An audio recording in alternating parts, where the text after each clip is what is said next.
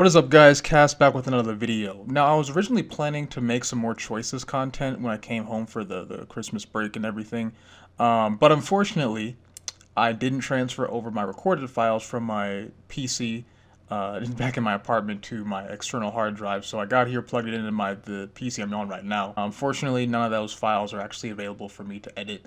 So yeah, kind of out of content to actually be able to upload to the channel. But I thought, as I looked at my old PC that I really haven't touched in quite a while, I thought I might as well go ahead and like make a PC build guide for around the $1,000 price point. I think a lot of people can get super jaded at like the prices of like graphics cards and new platforms, and you don't need to spend upwards of $3,000 to build a system. Even though I'm currently in the process of building two, $2,000 plus systems. But that's neither here nor there. Let's go ahead and get into the parts. Now, again, you can see the price point here. This is everything included except Windows key. Now, obviously, peripherals aren't included either. You can honestly buy whatever peripherals you so choose, but yeah, this is just for the PC itself.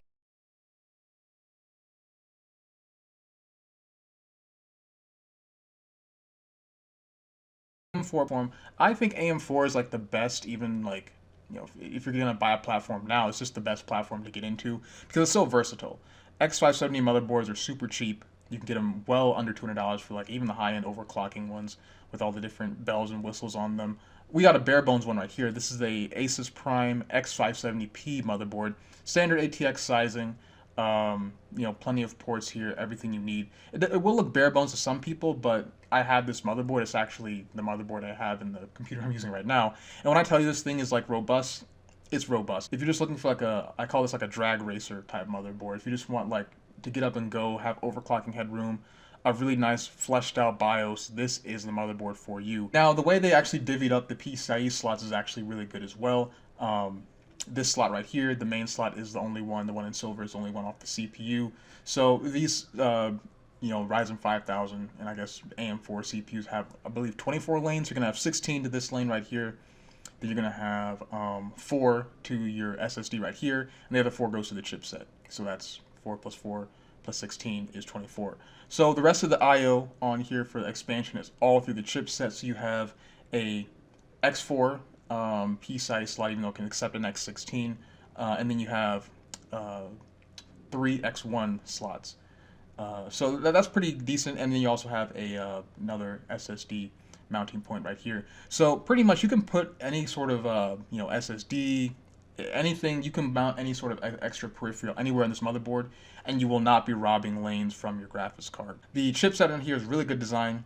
Asus took this from a lot of their older higher end motherboards and just basically dropped it onto this one and called it a day. Pretty much. The heat sinks are small, but they're robust, man.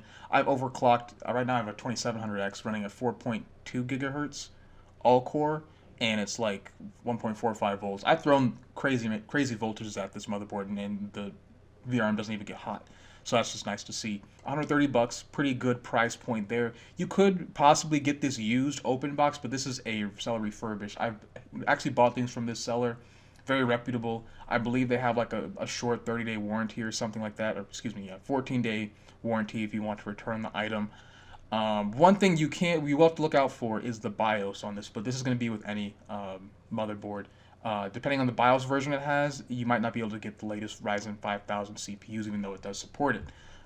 So I would contact this specific seller, and then just make sure that like everything's squared away on their end. Like, hey, can you update the BIOS for me to ensure that I can throw in my Ryzen 5000 CPU? I'm sure that they have the capabilities. I mean, they're very customer friendly, and they're trying to, make a sale. So I'm sure that they would be able to update the BIOS for you if you asked politely. And in all honesty, guys, like if you're buying any sort of AM4 motherboard, there's no guarantee that it's going to ship with the latest BIOS version. It could have been sitting on a shelf in stock for legitimately years. If you're getting like a revision 2 or revision 3, or the motherboard was released post the Ryzen 5000 series CPU launches, then more than likely it's going to have a BIOS version out of the box that will work.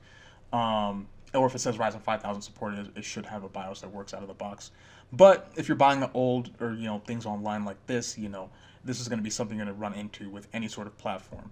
So yeah, just contact the seller, or you could just get a Ryzen 3000 CPU, which honestly, for the price, they really are still really good, even though it's not the second to latest and greatest. But let's go ahead and get back into the rest of the parts. So that's our motherboard we're choosing. The CPU I picked out was this 5700X. I think that the 5700X is just the perfect CPU for an entry level PC build. The 5600X is like 160 bucks, which is only $40 less. So like the extra 40 bucks for additional 4 cores and 8 threads, I think is perfectly, no, excuse me, 2 cores and 4 threads, excuse me, is perfectly worth the money. Um, Going from an 8 core to a 6 core to an 8 core, I mean, you do see a pretty decent amount of headroom and multi-threaded performance. If you want to find something different and you're like really worried about, oh, if I can't get that BIOS updated on my motherboard or whatever, a 3700X is a really good price as well. Still 8 core, still a 16 thread CPU, overclocking potential, and pretty good IPC.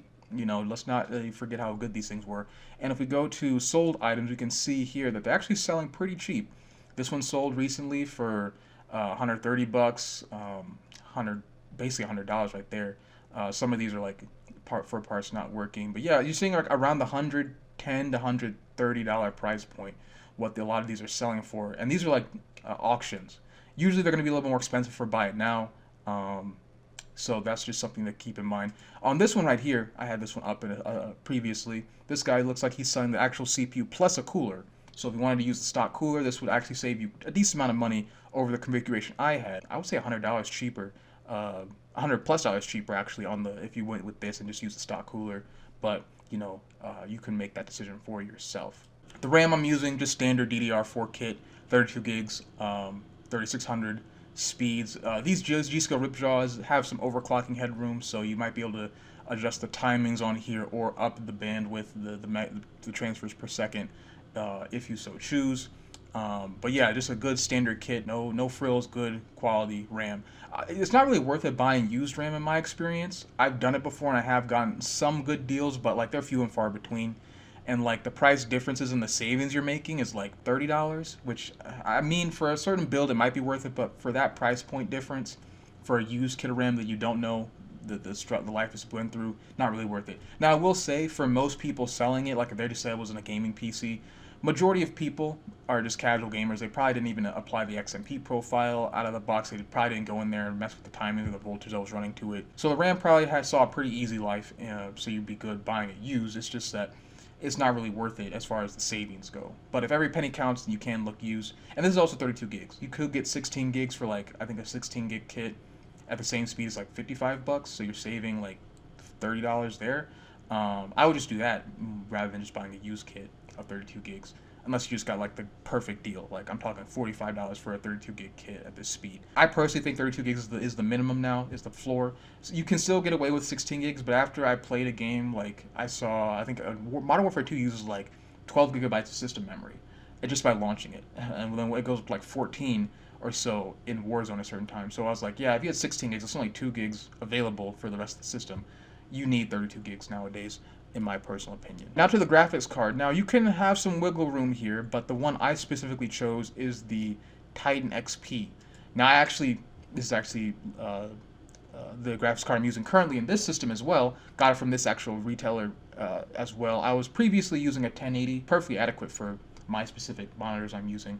But I wanted a little bit of an edge, and I found this seller selling these 1080 or Titan XPs. The cool part about these graphics cards is that these were technically not gaming class cards, are more so professional workstation class graphics cards. These graphics cards are more likely used in like a data center or a workstation environment rather than a mining rig. So even though this is used, I mean, I've had no issues with this specific graphics card. Actually, I will take that back. I did use a DisplayPort connect cable, and then one of the connectors acts a little bit weird when I had to hook up 2 displays to it, but I used a different cable, and then that fixed the problem. So I don't know if it's the cable's issue or the graphics card's issue, but just something to think about. But I also did disassemble the graphics card and replace thermal pads. Card's issue, but just something to think about. But I also did disassemble the graphics card and replace thermal pads multiple times because I got the wrong size. So it might have been something on my end. You know, when you disassemble a card, it comes down to that. But these are tested; they're working. Great seller. I think he had a list for $350 when I bought it, and I got it for like $300 because I asked him. So I'm sure if you all made him an offer, because he does take offers here, you more than likely he probably would sell this for like $225 if you wanted a better deal. And I would just buy this. Under voltage is going to save you a bunch of headroom and temperature, and also it's not going to scream as loud with the blower cooler. And you can also replace thermal pads and thermal paste. Very easy to do. This graphics card is like, I know mine personally. I have it undervolted, so it hits like 1860 megahertz, and it maxes out around 75 degrees. I only use like 75, 76% of the fan as far as, percentage of the PWM RPM speed or whatever. So at that speed, it actually is tolerable. I've, played it. It's not like drop dead silent if that's the piece you're worried about. It's not that, but it's not screaming. Now, if you want to go something new, because some people are wary about buying used graphics cards, I found this one right here, a 6700 XT. This one's going for $349. This is a little bit cheaper than the other 6700 XTs I personally found they're going for new. But this looks like it's like an OEM, like a Dell Alienware type of system integrator graphics card with a reference style PCB, no frills, dual axial design, pretty short to fit in like most cases. So, but this is brand new. I'm pretty sure like this is probably it's like graphics cards that either fell off a pallet somewhere and this seller got his hands on it. A system integrator, a PC manufacturer like Dell or whatever, discontinued this SKU of their system, so they offloaded these graphics cards to this seller so they can make it money off of it or something like that.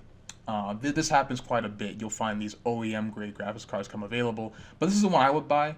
I did see another one. This one was actually a little bit nicer. It's, aftermarket design cooler, triple fan, probably a little bit better PCB design. Not sure what exactly. Oh, this is a Sapphire Nitro. So a little bit better, and it's a little bit cheaper as well. But I'm pretty like the odds are this was a mining graphics card. This card's been mined on, so I personally wouldn't buy this. I would buy this one over. I'd buy this one, excuse me, over this one. But that's just my personal take on it. It's a give and take with all this kind of stuff. But if you want a new graphics card, this is what I recommend: a 6700 XT. Buy from this seller. I mean, he has great, reviews. Quite a bit of transactions made, almost 35,000 items sold in total, so you'll be good with this graphics card. Alright, so we got our motherboard, our CPU, our RAM, and our GPU. Next is our power supply. Now, I actually save a lot of these sellers on eBay, and you're going to notice like all these parts are being sold on eBay. Mainly because I actually buy the majority of my computer components from eBay. I mean, because it's just all the big major retailers are going to sell directly on eBay. They're going to have a store. I think it's just better. And, since it is a marketplace, a storefront for average private users to sell their things as well, when you're searching for a certain product, you have much greater options as far as, sales or availabilities that are going to come available. Heck, you might just find like the right day at the right time when someone's selling, I don't know, a 5900X for 175 bucks open box. They just want to get rid of it. I've seen these things go for these prices. So when you're on eBay and you look for these types of deals, you stumble across them quite often. But yeah, let's go and get to look at the power supply. So this Enermax USA is one of the people I actually sell, one of the sellers I sell, or save, excuse me, on my eBay account. They just sell mainly power supplies and like CPU coolers, a lot of their old stock, old new stock. I mean, they just have a lot of these things. And they also sell a lot of their refurbished components as well. This is in line with like what you would find with like a Seasonic Focus GX gold rated power supply. So it has all the things you want. 850 watts. I'm pretty sure this is on a single rail power supply design instead of a multi-rail. But still pretty. Enermax is a pretty big manufacturer of power supplies, and they do a pretty decent job as well. So you don't have to worry about this thing blowing up or anything. 80 plus gold rated, so pretty efficient. All flat cables, which is really big for me. I mean, even the 24-pin motherboard cable has a flat cable. So if you're doing like custom cables, and you want to store this away in like a basement of your case, very easy to do with thin cables like this. Or if you just want to run them like this, I mean, these are very easy cables to cable manage. So that's really nice. Full modular. That just seems to be a standard nowadays. I would not buy a non-modular power supply today, just being completely honest with you.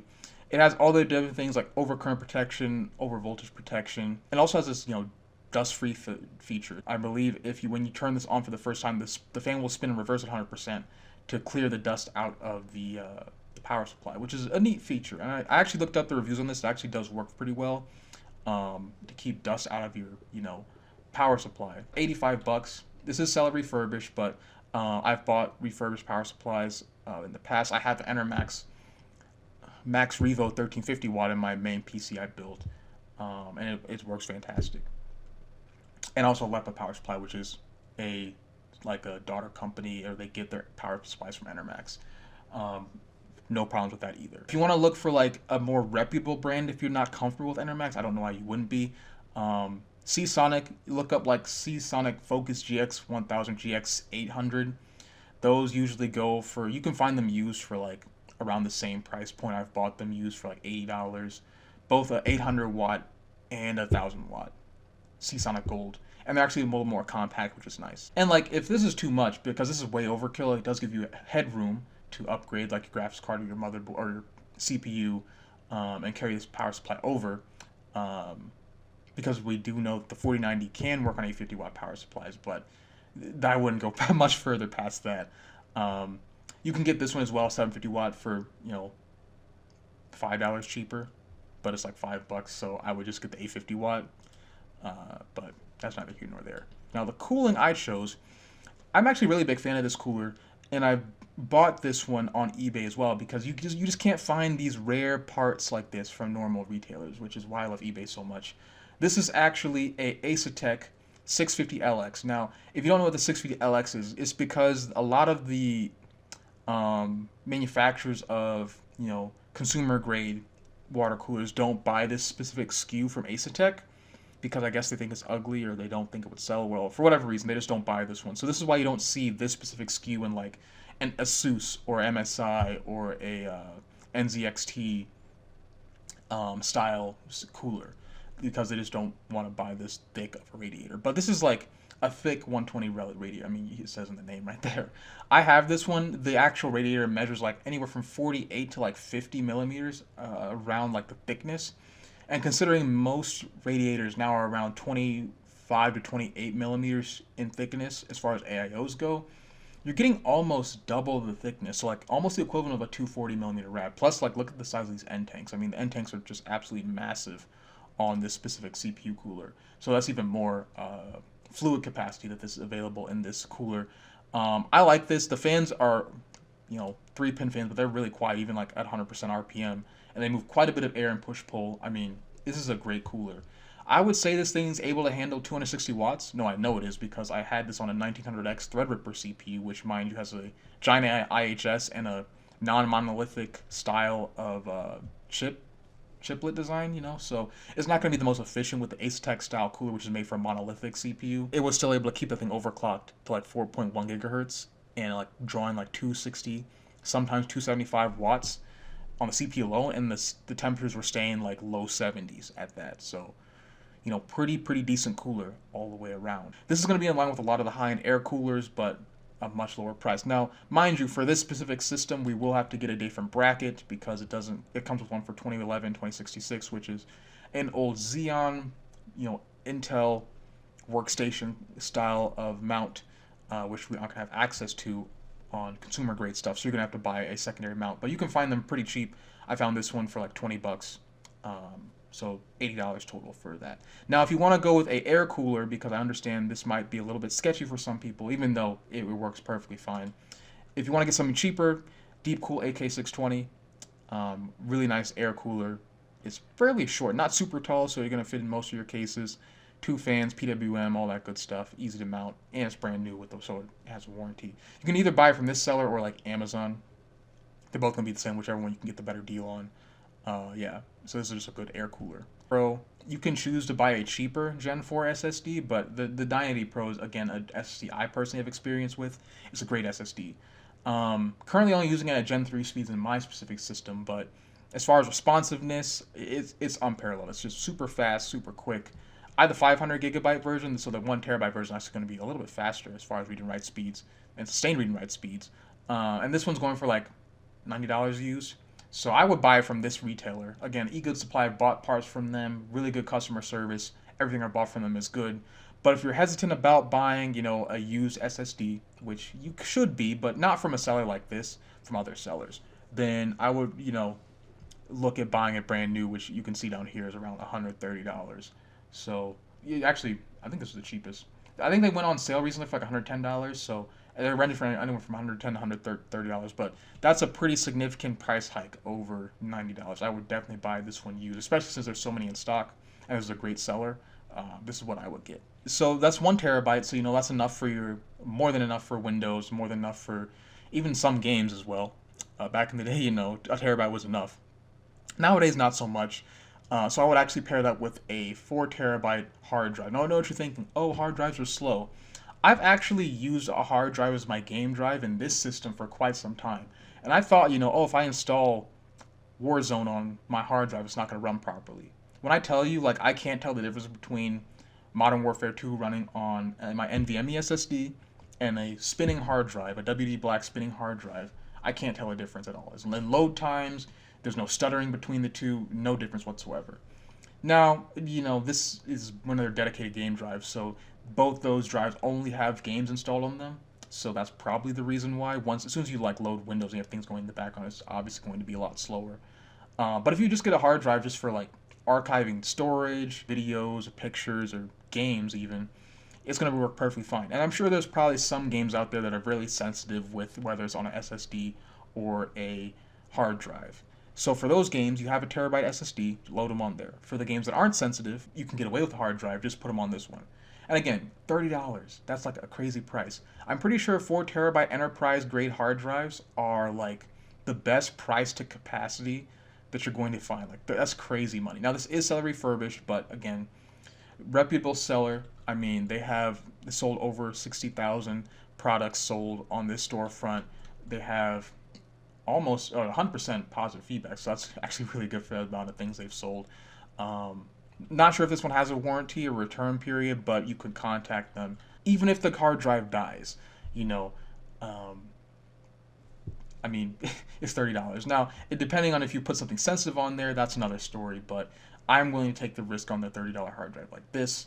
A lot of the times these, depending on what seller you get it from, these hard drives are pretty safe bets. That gets you 5 terabytes of storage right there, which is more than enough for a starter PC. And that covers everything except the case and this little Wi-Fi adapter. Now, this is going to depend on the motherboard you get, whether it has built-in Wi-Fi or Bluetooth.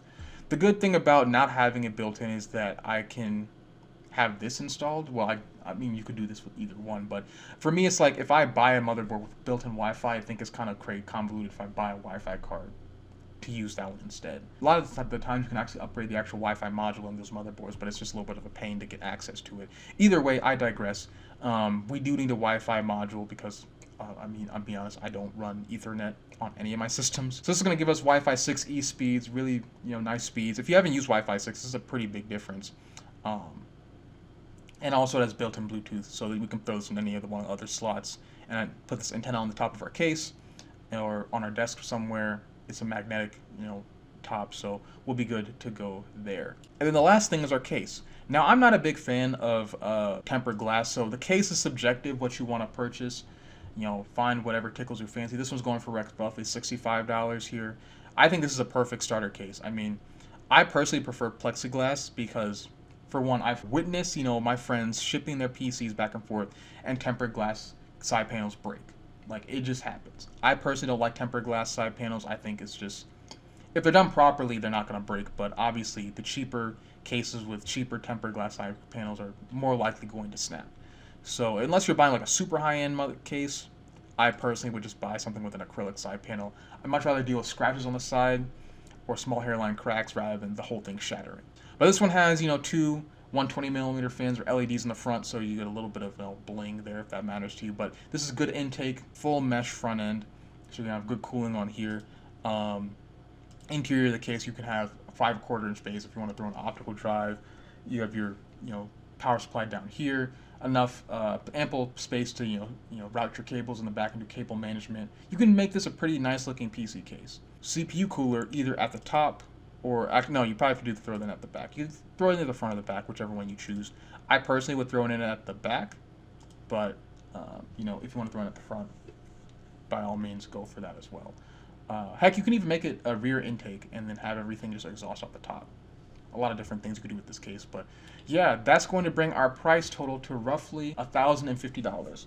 So just over that $50 price point, but as long as we're within 10%, I think that's perfectly adequate. That's perfectly okay. And like I said, guys, you can possibly find a better deal on a used motherboard versus that goes for like $75. I've seen like this motherboard go for like $90 on eBay here. You might be able to get a cheaper cooler, like I said, that would save you, $15 there. You could choose not to go with this hard drive and then save you $30 or something like that. You've got a cheaper motherboard with built-in Wi-Fi. You don't have to buy this, so there's just give and take as far as the price goes. So just being over $50 is nothing to really worry about. Overall, good, performing PC here in 2022. The Titan XP is going to, limit you, I would say, to comfortably anything at 1080p you should be able to play. This is around the level of performance of a 6700 XT, like probably within 10% of a 6700 XT as far as being like right below that. So a 6700 XT is like a standard GPU to use for like 1080p gaming. Anything works, and then 1440p you might have to tune some settings. So that's pretty much the performance you're going to be getting out of a Titan XP as well. I can tell you in the system right now I have a Titan XP and a 2700X, which is a much slower CPU than the 5700X. It's I can crush anything at 1080p, like an ultra wide 21 by 9 inch 1080p display. I can crush anything at whatever setting I put it at. So you really shouldn't have to worry about that on that front. So yeah, this is a great 1080p gaming PC. You could get a 1440p monitor, tune some settings, you'll be good to go. For a first PC, this would be fantastic. And I'm not really a big fan of like those $600 PCs. I mean, back in the day when prices were more reasonable, $600 PCs could be good, but you're just cutting so many corners with like the GPUs you're buying. It's just not worth it in my opinion. So this is what I would do. Yeah. So hope you guys enjoyed this video, and I'll catch you in the next one. Take care.